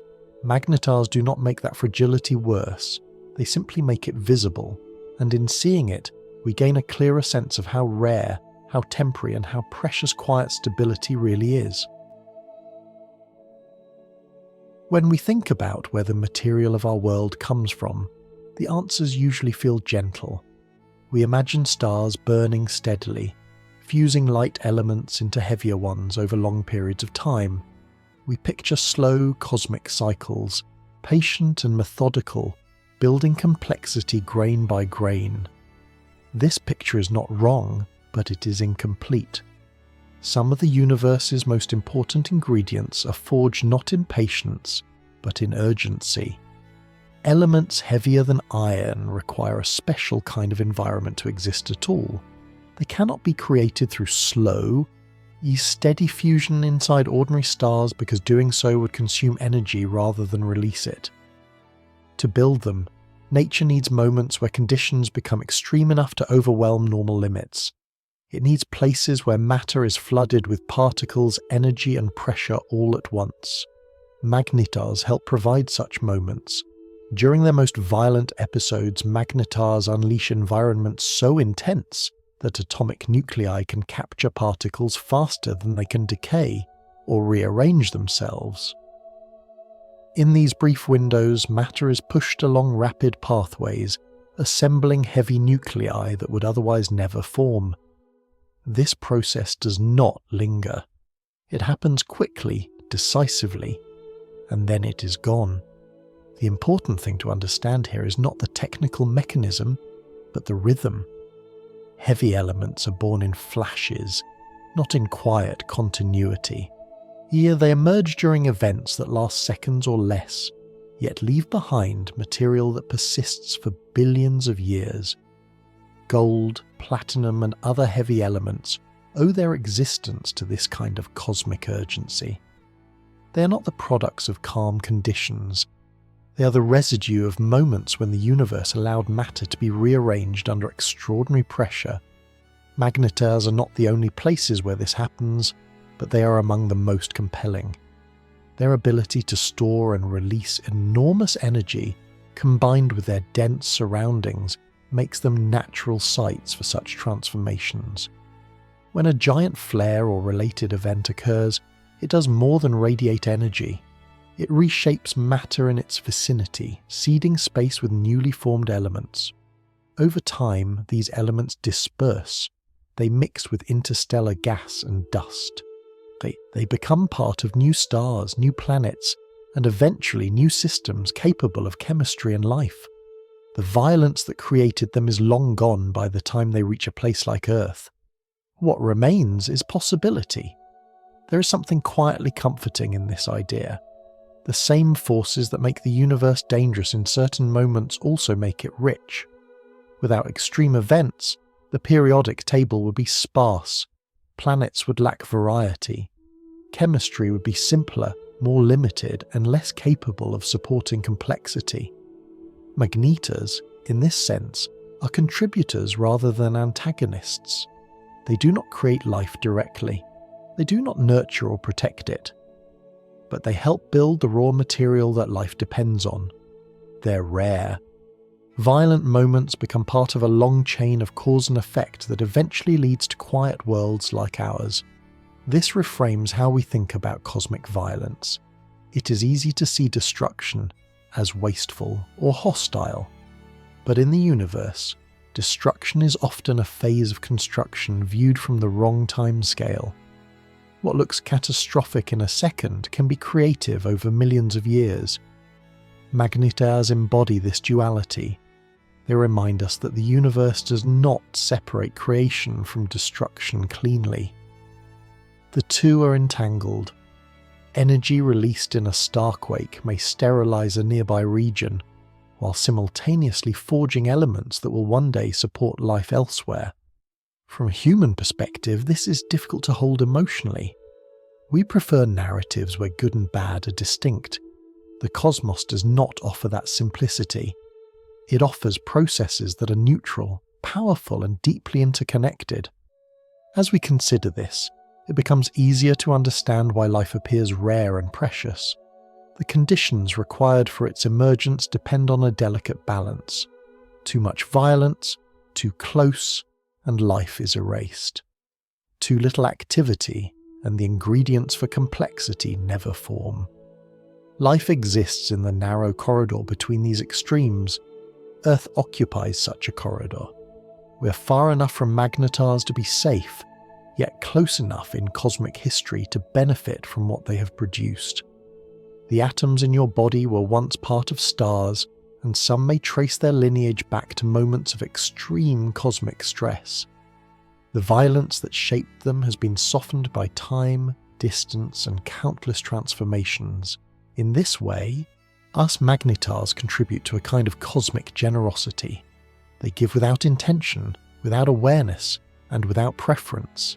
They scatter their creations broadly, trusting the universe to decide where they will eventually settle. As we move forward, this theme will continue to deepen. Magnetars are not isolated curiosities. They are participants in the long story of how a simple universe became a complex one. Their extremes help explain not just danger, but abundance.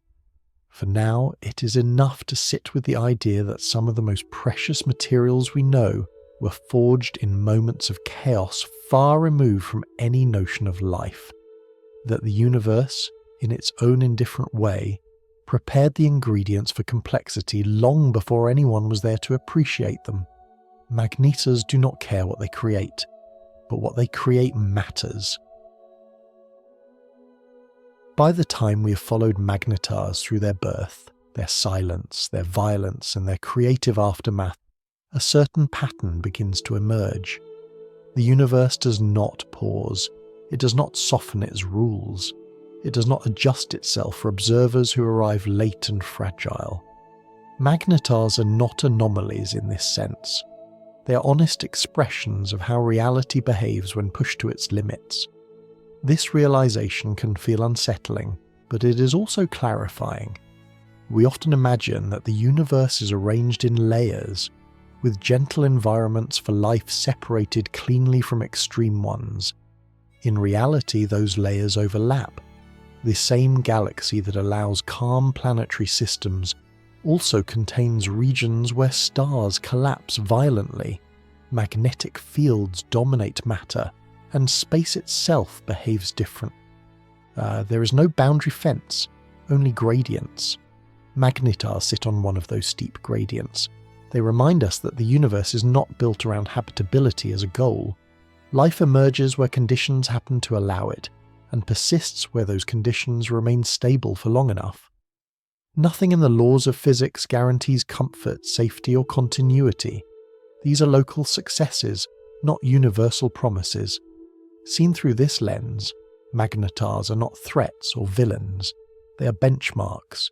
They show us how far the same rules that govern our daily lives can be stretched. Gravity still curves space. Magnetism still guides charged particles. Time still flows. But all of these familiar behaviors are intensified until their consequences become unmistakable. There is something sobering about this continuity. The universe does not switch rulebooks when conditions become extreme. It simply applies the same principles more thoroughly. What feels alien near a magnetar is not new physics, but familiar physics stripped of moderation. This perspective can quietly change how we think about ourselves. Human life depends on an extraordinary amount of regularity. We rely on stable atoms, predictable chemistry, gentle temperatures, and a narrow range of radiation. We need long periods without interruption. Magnetars highlight how narrow that window is, not because life is weak, but because the universe is vast and varied. And yet, the fact that we are here at all suggests something equally important. The universe does not need to be gentle everywhere for life to exist somewhere. It only needs pockets of calm, sustained long enough for complexity to emerge. Magnetars coexist with those pockets, not in opposition to them, but as part of the same system. This coexistence is easy to overlook when we focus only on danger. It becomes clearer when we zoom out. Galaxies evolve over billions of years. Stars are born and die in overlapping generations. Extreme objects appear, release energy, and fade. In between, quieter systems assemble, planets cool, atmospheres settle, and chemistry explores its possibilities. Life is not the universe's priority. but it is not excluded either. Magnetars sharpen this understanding by showing us what happens when moderation is absent. They reveal the edges of possibility. They remind us that comfort is not the default state of matter, but a special case achieved under very specific conditions. There's a subtle reassurance hidden here. If the universe were uniformly hostile, life would never appear. If it were uniformly gentle, complexity might stagnate. The balance between calm and violence, between stability and disruption, is what allows diversity to exist at all. Magnetars occupy the violent end of that balance, but they do not dominate it. From a listening perspective, especially in a quiet moment before sleep, this realization can feel grounding rather than frightening. It places human concerns in a broader context. The universe is not watching us. It is not reacting to us. It is unfolding. We are part of that unfolding, not its center. Magnetars do not challenge our significance by their power. They challenge our assumptions about what significance means. Importance does not come from scale or force. It comes from perspective.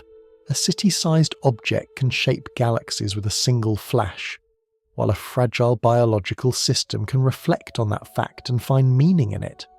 That reflection is something Magnetars cannot do. As we move closer to the end of this journey, the story of Magnetars begins to feel less like a catalogue of extremes and more like a mirror. They show us the raw capabilities of the universe, unfiltered and uncompromised. In contrast, they make the conditions that support life feel all the more remarkable. Not because they are strong, but because they are rare. The universe does not slow down for us. It does not need to. We exist in the spaces where it happens to be slow enough already. Magnetars, in their silent rotations and sudden outbursts, simply remind us of that truth. They are not warnings, they are context. And in that context, the quiet stability of a night sky, the steady ticking of time, and the ordinary behaviour of atoms begin to feel less mundane and more extraordinary. Not because magnetars exist, but because we exist somewhere they do not dominate. After tracing magnetars through their formation, their silence, their violence, and their consequences, we arrive at a subtle realization. Magnetars are not endpoints. They are boundaries. They exist at the edge of what matter, force, and structure can tolerate without giving way entirely. This matters more than it first appears. In many stories about the universe, extremes are portrayed as failures. A star collapses too far and becomes a black hole. Matter compresses too much and vanishes behind a horizon. Information is lost. From that perspective, extremes feel like places where understanding ends. Magnetars challenge that narrative. They sit just before that final collapse. They show us that the universe can approach its own limits without crossing them. Gravity becomes overwhelming, but not absolute. Magnetism dominates, but does not dissolve structure entirely. Time bends, but does not stop. Light curves, but still escapes. The magnetar is a lesson in restraint, written at enormous scale. This restraint is not intentional, it is structural. The laws of physics allow matter to arrange itself into configurations that are extraordinarily strained yet still stable. Magnetars are proof that balance does not require comfort. Stability can exist even when everything is under tension. There is something deeply instructive about this. When we imagine balance, we often imagine calm and stillness, equilibrium without effort. Magnetars reveal a different kind of balance, one maintained through constant pressure. The crust resists magnetic stress. Neutron matter resists gravity. Space accommodates curvature without tearing. Everything holds, not because forces are weak, but because opposing forces are precisely matched. This precision is not rare in the universe. It is simply hidden most of the time. Stars shine because gravity and fusion balance each other. Planets orbit because motion and attraction counteract. Atoms exist because electrical attraction and quantum resistance reach compromise. Magnetars push these familiar balances into uncomfortable territory, but they do not abandon them. Seen this way, magnetars are not monsters that break rules. They are reminders of how far the rules can stretch. This perspective helps resolve a quiet tension that often accompanies discussions of extreme astrophysics. There is a temptation to treat the universe as either orderly or chaotic, gentle or violent. Magnetars occupy the middle ground. They are orderly systems that express violence under specific conditions. They are stable objects that evolve through sudden change. This duality mirrors something closer to home. Complex systems, whether ecological, geological or biological, often behave the same way. They remain stable for long periods, absorbing stress, adapting quietly, until thresholds are crossed and change becomes unavoidable. Magnetars are cosmic versions of this pattern, scaled up and stripped of sentiment. In that sense, magnetars feel strangely familiar. They also help clarify the difference between limits and failures, that a black hole represents a limit crossed. A magnetar represents a limit approached and held. Both are valid outcomes of stellar collapse, but they tell different stories about what remains accessible to the universe. With a magnetar, information still escapes. Light still carries messages. Signals still reach distant observers. The universe remains communicative, extreme, but not silent. This matters for understanding our place within it. Human curiosity depends on access. We learn by receiving signals, by interpreting light, by tracing cause and effect. Magnetars, despite their severity, remain part of that conversation. They do not hide behind horizons. They reveal their nature through bursts, distortions, and subtle influences on space and matter. In doing so, they offer a rare gift. They allow us to study extremes without losing contact. As we stand conceptually at the edge they represent, it becomes easier to appreciate the broader architecture of the universe. Extremes are not scattered randomly. They emerge naturally where conditions push systems toward their limits. But those limits are not cliffs everywhere. Sometimes they are plateaus, places where systems can linger, strained but intact. Magnetars linger there. This lingering has consequences. It allows time for energy to be stored and released. It allows heavy elements to be forged. It allows signals to be emitted and detected. It allows observers, far away and fragile, to learn something about the universe's capacity for both violence and coherence. There is a quiet comfort in this. The universe does not race toward collapse at every opportunity.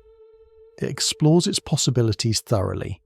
It allows structures to exist at the edge without immediately erasing them.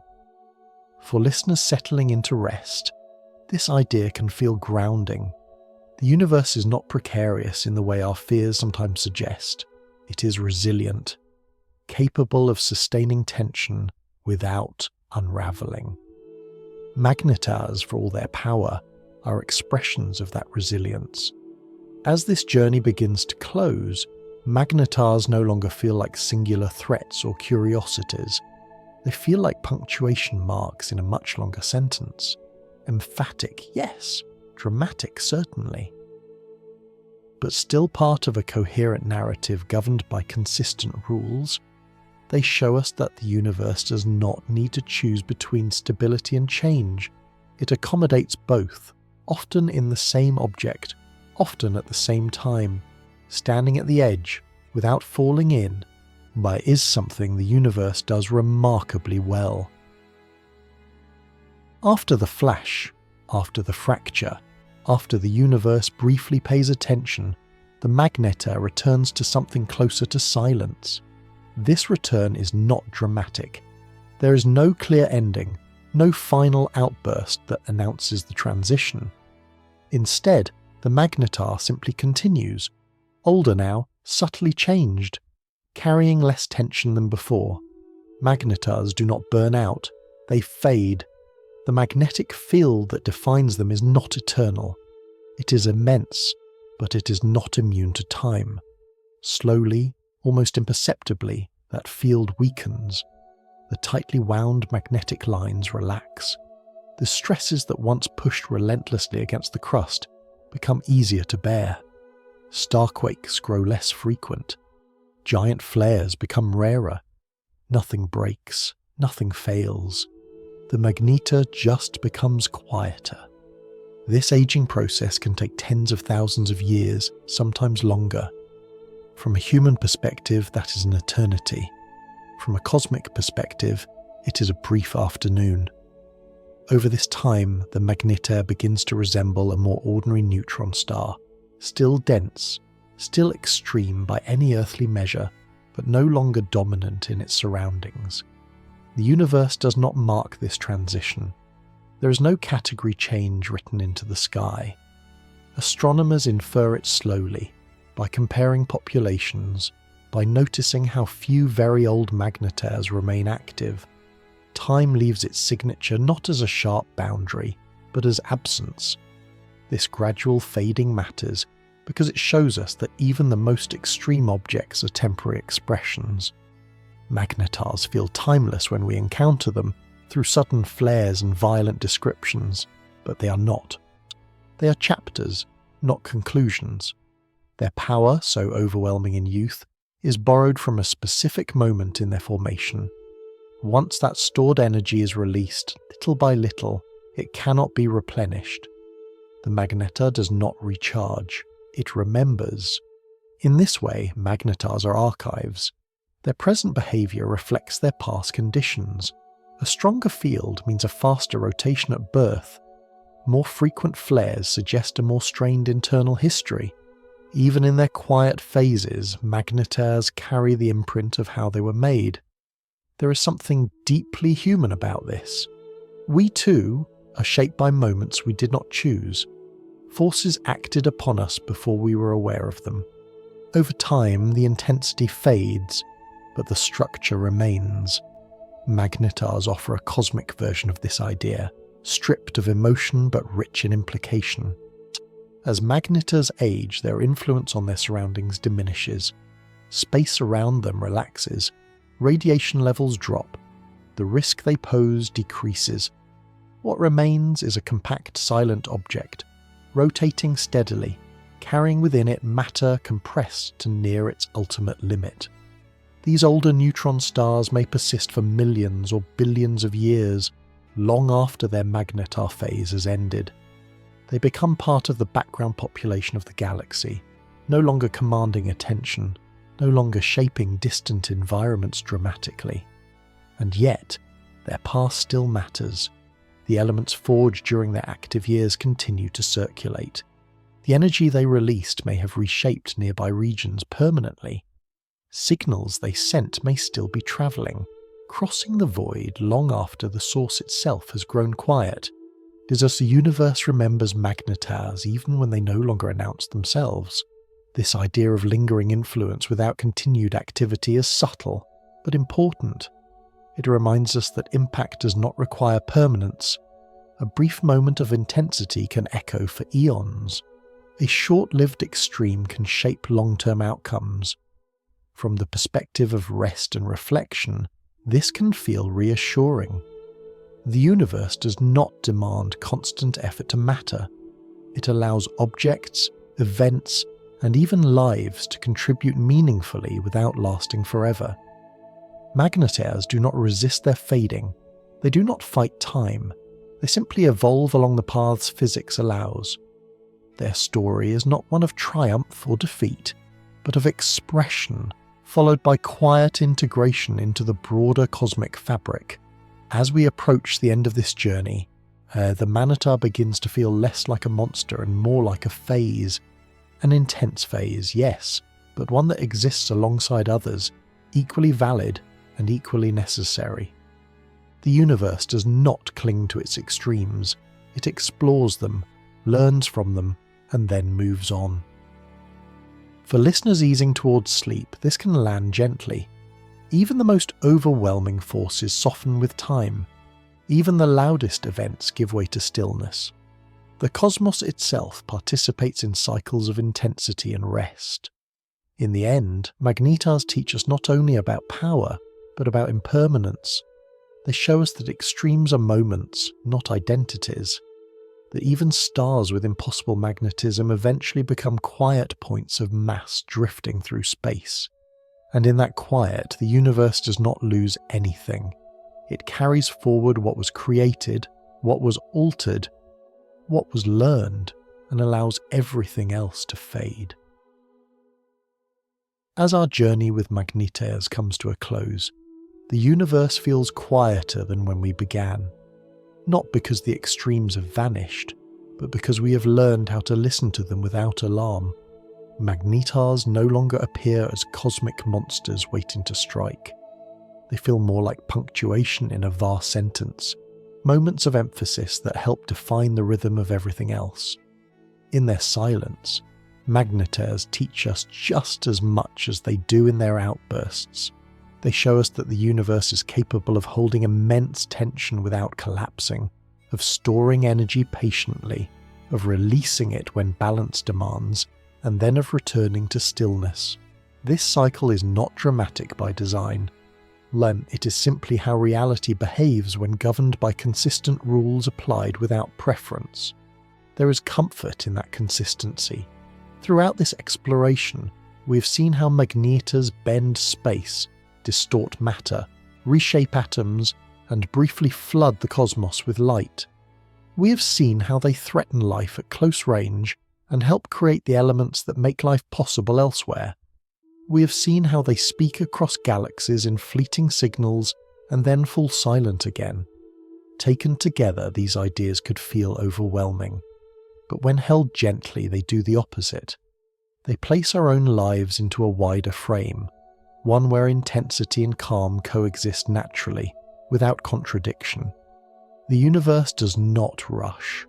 Even its most violent expressions are brief compared to the vast stretches of quiet that surround them.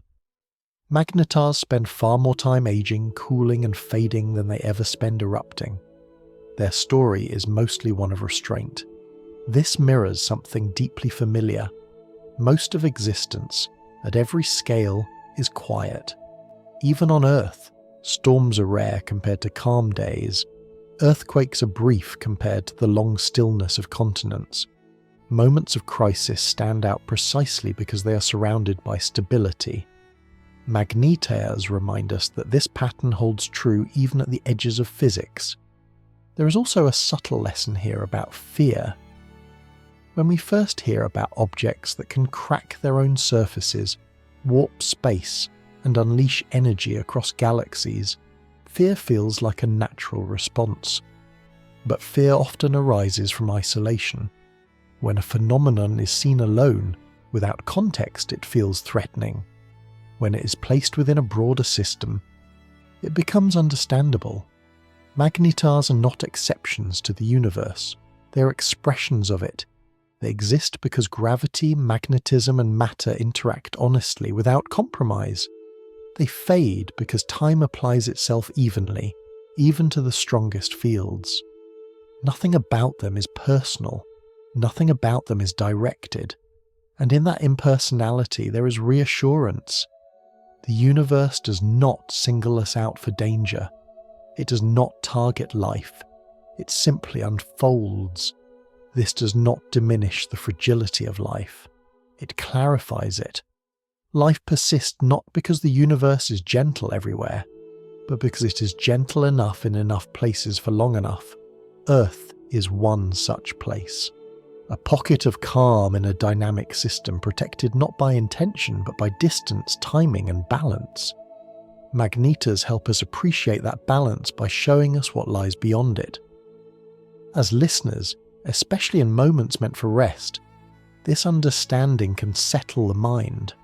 The universe is vast, but it is not chaotic. It is powerful, but it is patterned. Even its extremes follow rhythms of build-up, release, and rest. Nothing is constantly on fire. When you step outside at night and look up, the sky feels still. That stillness is not an illusion. It is the dominant state of the cosmos. Magnetars, supernovae, and flares are rare accents in a composition that is mostly quiet, and that quiet is not empty. It is full of slow motion, gentle gravity, drifting particles, and time unfolding patiently. It is the space where planets form, where atmospheres settle, and where life has room to breathe.